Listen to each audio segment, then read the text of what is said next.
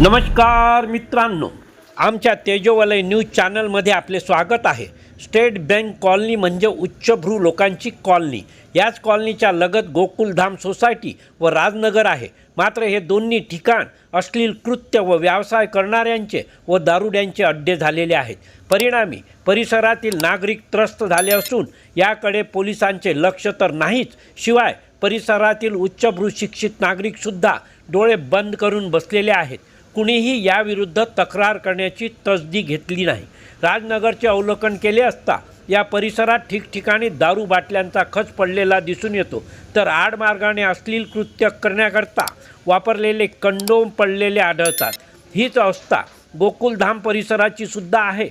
व्यसनाच्या आहारी गेलेले तरुण तरुणीच नाही, तर स्वतःला समाजसेवक म्हणून घेणारे सुद्धा वाढदिवसाचे औचित्य साधून या मोकळ्या परिसरात दारू पार्टी करतात।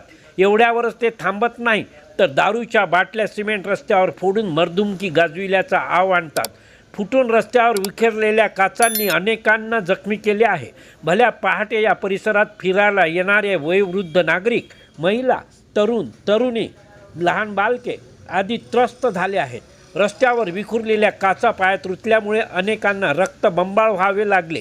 या परिसरालगतच स्टेट बँक कॉलनी आहे। मोठमोठी पदे उपभोगणारे अधिकारी, प्रसिद्ध वकील, व्यावसायिक, नगरसेवक, रोटरी क्लब, रेड क्रॉस सोसायटीचे सदस्य आदी गणमान्य व्यक्ती वास्तव्यास आहेत। मात्र एकानेही याविरुद्ध पोलिसात तक्रार दाखल केली नाही।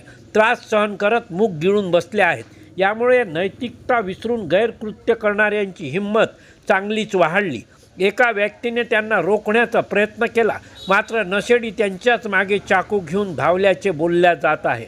असंच जर सुरू राहिलं तर मोठी दुर्घटना घडल्याशिवाय राहणार नाही।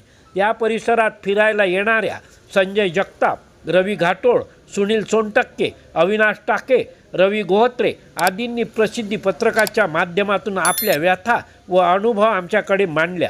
तसेच पोलिसांची गस्त वाढून अनैतिक कृत्य करणाऱ्यांना जेरेबंद केल्या पाहिजे अशी अपेक्षा वर्तविली। तर दुसरीकडे या परिसरालगत असलेले उच्चभ्रू नागरिक याविरुद्ध तक्रार करणार की आम्हाला काय करायचं आहे असा विचार करून चूप बसणार?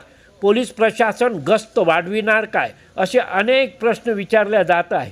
मित्रांनो, आपल्या परिसरात घडणाऱ्या घटना, होणारे व झालेले कार्यक्रम, शासकीय दिरंगाई, भ्रष्ट कारभार आदींची माहिती भ्रमणध्वनीवरून आमच्यापर्यंत पोचवा। योग्य न्याय मिळवून देण्याचा प्रयत्न करू।